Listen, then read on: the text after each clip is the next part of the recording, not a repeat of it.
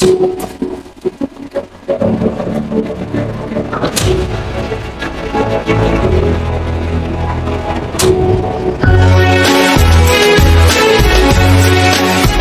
mapagpalang araw po sa inyong lahat na gilaw namin tagapanood sa Facebook.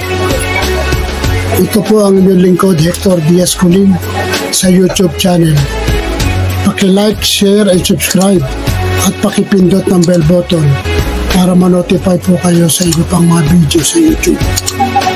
Narito po tayo ngayon upang bigyan pansin ang isa sa napapanood nating balita sa YouTube. Ating pong panoorin.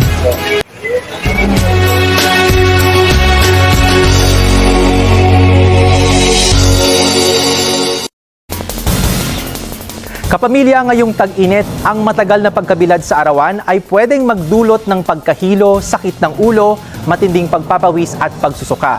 Narito ang ilang paraan ayon sa mga eksperto para maging komportable at maiwasan ang heat stress ngayong tag-init. Dalasan ang pag-inom ng tubig dahil nakakatulong ito sa pagpapalamig ng katawan.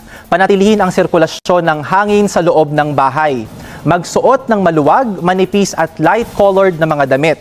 Kung di maiiwasang lumabas, magdala o magsuot ng pananggalang sa init ng araw tulad ng payong, sombrero, shades at arm sleeves.